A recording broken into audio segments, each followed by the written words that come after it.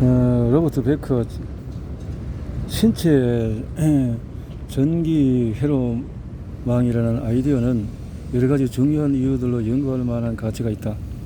그 중에 하나가 사지 재생에 관한 주제인데, 이는 전쟁과 사고들로 인해서 사지를 비극적으로 잃을 수 있는 이 세상에서 명백하게 중요한 것이다. 로버트 베커는 사지 재생의 연구에 있어서 선구자이다. 1979년에 그는 성장 조절의 기전과 임상적인 적용이라는 제목의 컨퍼런스를 개최했다. 이 모임은 9월 26일에서 28일까지 뉴욕州立대학교 북부 메디컬 센터에서 개최되었다. 컨퍼런스의 로고는 도룡령에 겹쳐놓은 전자회로의 그림이었는데, 도룡령은 사지를 이용해서 심지어는 심장도 빠르게 재생할 수 있는 능력 때문에 재생 연구에서 자주 이용되는 동물이다. 아, 그렇군요. 도룡령이 사르페르카 세포에서 영감을 받은 전자공학, 생물학과 첨단 기술공학관의 정보의 통찰력에 기르는 미트 연구자 라울 사르페시카.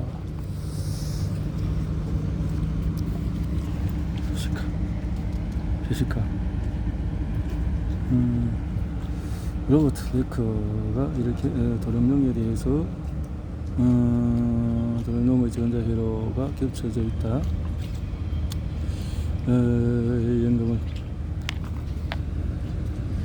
인체 한 개의 세포는 전자칩과 칩적 회로의 기본적인 구성 요소가 되는 어떤 트랜지스터보다도 에너지 효율이 10,000배 정도 좋다. 에너지 세포는 에너지를 소모하는 화학 반응을 1분에 약 1000만 번 일으킨다. 출력은 1포크와트, 100만 분의 1와트에 해당한다. 현재 사르페시카는 생체 세포를 연구하여서 얻은 원리를 저출력이면서 고도로 병렬화된 하이브리드 아날로그 디지털 전자 회로를 고안하는 데 적용하고 있다. 이러한 회로는 의학과 생물학, 첨단 기술공학의 여러 분야에서 엄청난 잠재력을 갖는다. 특히 그런 것들은 미니어처 초고속 슈퍼컴퓨터와 그 밖의 장치들을 개발하는 데 이용될 수가 있지만, 한편으로는 재생과 전형적인 치유, 염증, 그 밖의 암과 심혈관계 질환 같은 중증 질환의 원인들이 난해한 의학적인 이슈들을 풀어나가는 데 도움이 된다. 그의 최근 저서인 초저출력 생체전자공학에서 사르페시카 2010년은 세포 내에서 일어나는 화학 반응과 아날로그 전자 회로를 흐르는 전류 사이에 아주 근원적인 윤사점들을 기술했다. 그는 생체 세포들이 어떻게 노이즈가 있는 상황에서 내적 및 외적 시그널이 모두 있는 무작위적인 변수들에 대해서 언급하며 신뢰할 만한 계산을 수행해내는가에 대해서 논하였다. 회로라는 것은 거의 모든 것들에 대해서 즉 그것이 생명정형의 네트워크, 이것은 자동차의 네트워크, 이건 간에 그것을 기호하여서 이해해보고자 하는데 사용되는 언어이다. 회로라는 매우 강력한 언어를 통해서 생물학적인 세계를 들여다보는 통일된 방식이 있는 것이다. 사르페시카 2010년.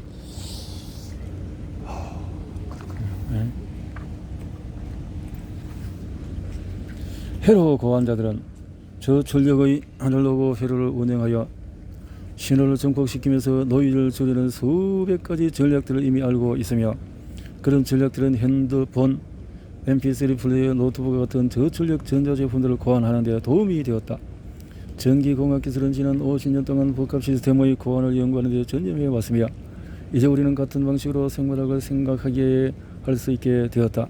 사르페시카는 세포 모방 또는 세포에서 영감을 받은 또는 세포 변환 전자공학으로 이루어지는 새로운 분야를 창조하였는데, 그는 화학 반응의 역학과 아날로그 회로의 전자 흐름을 지배하는 방정식에 대한 그의 분석을 기반으로 신경 모방 전자공학을 세포 모방 전자공학으로 확장시켰다. 그는 그러한 방정식들이 화학 반응과 전자 회로 양쪽 모두의 행동 방식을 예측해내며 놀라울 정도로 서로 유사하다는 것을 알아내었다. 생체 회로와 시스템에 관한 2009년 전기공학의 전자공학기술협회 심포지엄에서 발표하는 논문에서 사르페시카는 유전 네트워크 반응이 반도체 칩에서 어떻게 시뮬레이션 될 수 있는지를 기술하였다. 2010년도. 로버트 베커는 신경주의 제어 시스템에서 일련의 주요 논문들을 통하여 로버트 베커는 신경이를 둘러싸는 신경 조이막이라고 일컫는 결합 조직층의 성질들을 기술했다. 신체의 거의 모든 신경 섬유는 가장 가능 말단에 이르기까지 이런저런 유형의 신경주의 세포들을 완전히 둘러싸여 있다. 베크는 근대 신경생리학의 초점을 두고 있는 고전적인 뇌진료 방식의 신경 네트워크가 진화적인 관점에서 봤을 때 훨씬 더 오래되고 직류 전류로 작동되는 신경주의 시스템, 이렇게 두 가지로 구성된 이중 신경 시스템이 존재하는 것을 인식하게 되었다. 베크의 주요 발견들을 통해서 하나는 신경주의 시스템이 자기장에 민감하다는 것이다. 이러한 연구의 기초는 횡단선의 후울 효과로 알려진 자기 현상으로, 이것은 반도체 현상, 후울 효과. 자, 후울 효과. 이중 신경 시스템,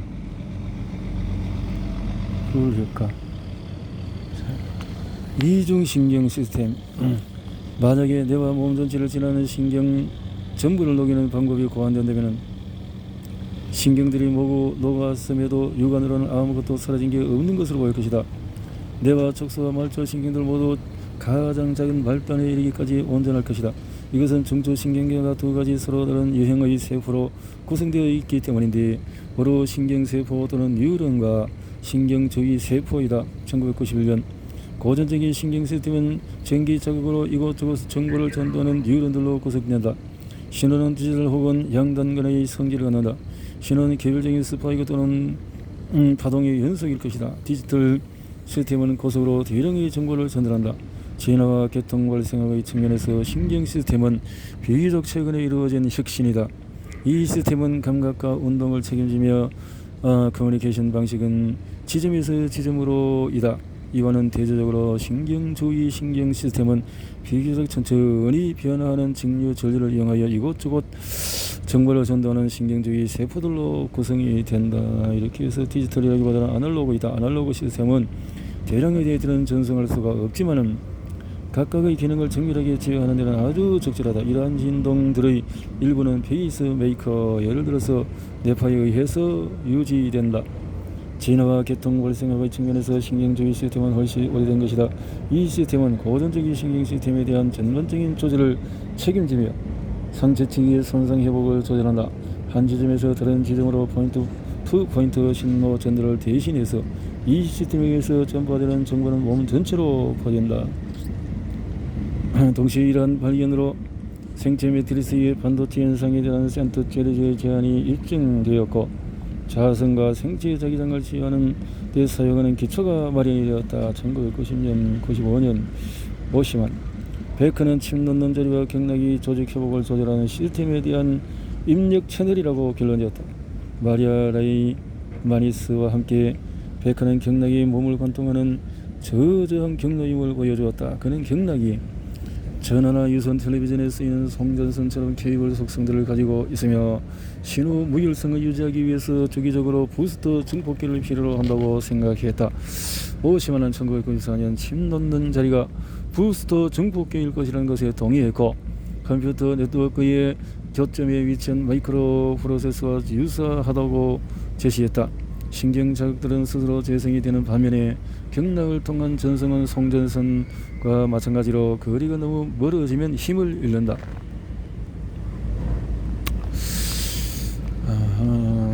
경락의 중요성이 대두되네요. 경락. 허버트 브렐리히 생물학적인 간섭성. 또 다른 연구 분야에서 센터의 제르지와 베크의 작업이 보완되었다. 생물 물리학자들은 생체에서 아주 중요한 진동 현상을 발견했으며, 이 현상은 침과 그 밖의 다른 에너지 치료들이 보다 학문적인 관심의 대상이 되도록 길을 열어주었다. 이 분야와 가장 밀접하게 관련된 사람은 하버트 브렐리히이다. 1988년 브렐리히가 발견한 것들은 과학자가 아닌 사람들도 더욱 쉽게 접근할 수 있도록 오시만 1998년 그의 작업을 요약하고 대체학의 개념과 관련지에서 리뷰 및 논평을 출간하였다. 오시만이 정리한 브렐리히 작업에 대한 확정된 논의도 있다. 2003년 1960년대 후반에 브렐리히는 양자 물리학을 바탕으로 생체 매트리스가 틀림없이 간섭성 파동 내지는 레이저 같은 파동들을 만들어낼 것이라고 예측했다. 1968년 그의 이러한 예측은 많은 실험을 통해서 증명되었다. 물론 많은 학교들에 소속된 에너지 치료사들은 주위에 있어서 소리와 빛을 포함한 파동 현상의 중요성을 늘 인식하고 있었지만 학문 분야에서의 분자각은 다른 문제들에 집중했다. 프렐리히 등의 작업으로 이제 우리는 생체 매트리스의 모든 부분들이 몸 안을 돌아다니고 또한 주변으로 방사되는 파동을 만들어낸다는 것을 알고 있다. 이러한 파동이나 진동은 가시광선 주파수 및 근가시광선 주파수를 포함한 많은 다른 영역대의 주파수에 발생한다. 이러한 파동에 의한 커뮤니케이션의 양상에 대해서는 다음에 이어지는 두 개의 섹션에서 다루게 될 것이다. 간섭성 파동들은 분자나 세포, 생물체 표면의 경계선에 구애받지 않는다. 따라서 그것들은 하나의 전체를 이루는 집단적인 또는 협력적인 속성들을 갖게 된다. 이와 같은 그것들은 성장과 손상 회복, 방어, 전체적인 생명체의 균형과 같은 과정들을 통합하는 신호들로 작동하는 가능성이 있는 것이다. 각각의 분자, 세포, 조직, 기관들에서 그 활동들을 조화롭게 조정하는 이성적인 공명 주파수가 있다. 공명 주파수가 있다.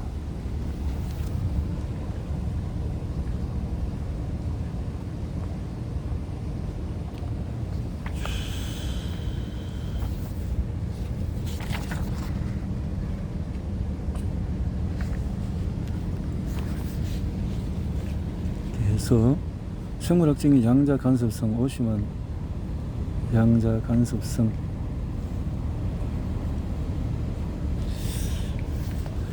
도널드 잉그버, 레빈, 플레먼스 바이오 텐세그리티에 대해서 설명했는데요. 바이오 텐세그리티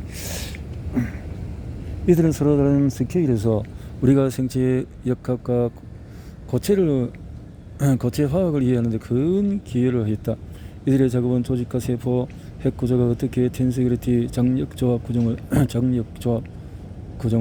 텐세그리티 시스템으로 설명할 수 있는지를 보여주는 관련이 있다. 그의 동료들의 연구에서 이루어진 실험은 11.4.14에서 나타낸 바와 같이 세포 골격의 이 텐세그리티 구조물처럼 작동한다는 것을 보여주었다. 세포의 골격이 텐세그리티 구조들 텐세그리티는 스텔슨과 풀러에 의해서 개발된 응용학 구조의 에너지적인 개념이다. 텐세그리티 개념은 측지선, 도움갑, 텐트, 범선, 막대기의 철사로 이루어진 다양한 조각품들, 완구 모델, 뼈, 그레인의 기초가 된다고. 또한 텐세그리티는 구조적인 또 운동학적인 생체역학적인 고체 상태의 관점에서 몸을 이용해서 작업하는 치료사들에게 유용한 관점을 제공해준다. 우리는 이 장의 후반에서 이 주제를 다시 다룰 것이다. 후반에서 텐세그리티 구조들에 대해서 이렇게 텐세그리티 시스템은 압축 요소로 뼈대에 대해서 정형외과 의사인 스티븐 레빈은 텐세그리티라는 용어를 만들고 인체와 생체 역학에 대한 이론의 적용에 관해서 강하게 마음을 사로잡는 글들을 시리즈로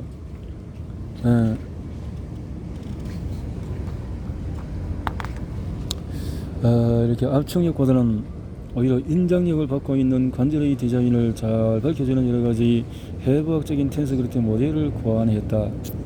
플레먼스는 2000년에 다음과 같이 텐세그리티 모델 전체를 구축했다.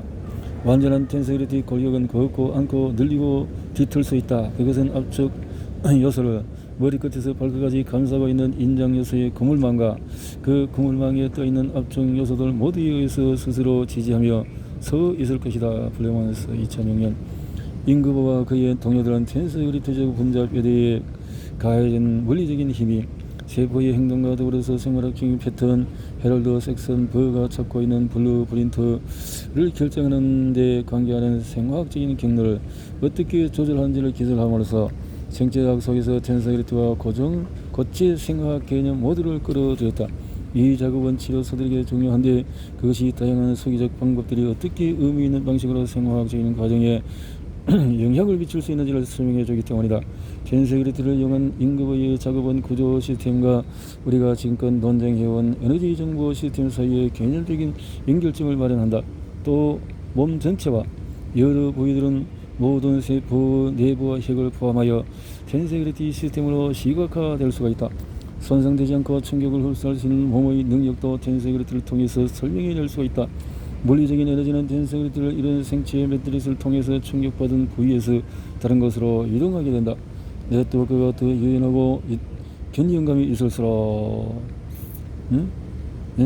이 개념은 육상선수라고 받고 운동선수와 작업하는 의사들에게 유용한 것인데, 신준성이 있고 잘 조직화되어 있는 근막의 관계는 수행력을 강화하고 상해의 발생 빈도나 심각성을 감소시키기 때문이다. 한 조직에서의 유연성 결여나 단축이 다른 조직의 구조와 운동성에 영향을 준다는 사실 또한 텐세그리티로 설명할 수가 있다. 치료사가 몸의 특정 부분의 유연성 및 또는 가동성을 향상시키는 데 집중하는 동안에 그 영향이 다른 부위로 전파될 수가 있다. 이것은 어느 정도는 시스템이 가진 인정력의 통합성 때문이지만 또한 인정력 시스템이 진동하는 연속체라는 사실 때문이기도 하다. 이것은 텐세그리티 모델에서 힘줄 등 중 하나를 잡아당겨 봄으로써 입증할 수가 있다. 텐세그리티 비엔타에 의해서 기술된 조직의 텐세들이 허가를 얻어서 다시 제한은 전체 생명체의 구조적인 결과와 에너지적인 결과 모두를 낳게 된다. 구조적인 통합성과 진동에 대한 통합성, 에너지 또는 정보의 통합성은 함께 가는 것이다. 에너지 정보 시스템에 영향을 주지 않으면서 구조 시스템에서 영향을 줄 수는 없으며 그 반대도 마찬가지다. 인구의 연구, 이러한 시스템들이 어떻게 생화학적인 경로와 서로 교류하는지 보여준다. 헤이제 비엔트가 커피는 진동 매트릭스에 대해서 진동 매트릭스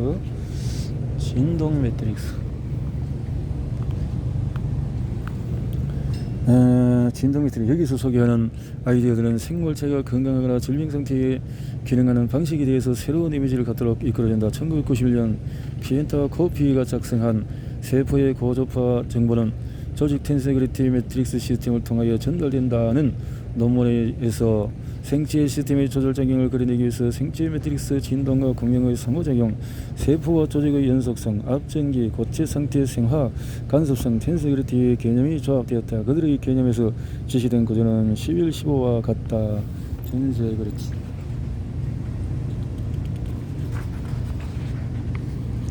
전달되는 정보가 직접 세포를 관통해서 그리고 생명체를 관통하는 전달되는 메커니즘을 이해하는 데 중요하다. 이와 같은 관철들을 통하여 우리는 진동을 통해서 전달되는 정보가 조직의 텐세그리티 매트릭스를 통해서 전송되며, 이러한 텐세그리티 매트릭스는 세포 말단에서부터 핵 그리고 궁극적으로는 DNA로서의 신호 전달 시스템으로 작동하는 결합된 조화 진동제로서의 역할을 한다는 것을 제시하는 바이다. 진동에 상호작용하는 매트릭스 세포의 매트릭스로 구성된 조직 매트릭스 시스템을 통해서 일어나며, 그것은 텐세그리티 매트릭스 구조를 통해서 말단막에서부터 DNA까지 세포의 생체 진동을 연결시킬 태세를 갖추고 있다. 텐세그리티는 연속적인 인장제들과 이들의 연결된 불연속적인 압축제들로 구성되며, 이들이 역동적인 방정법으로 상호작용하는 구조 시스템으로 정의되어 왔다. 고조파 운동을 통해서 진동의 화학물리적인 에너지를 직접적으로 전파함으로써 텐세그리티 조직 매트릭스는 세포를 통한 그리고 생명체 전체를 통한 정보의 특정한 전송을 가능케 한다. 텐세그리티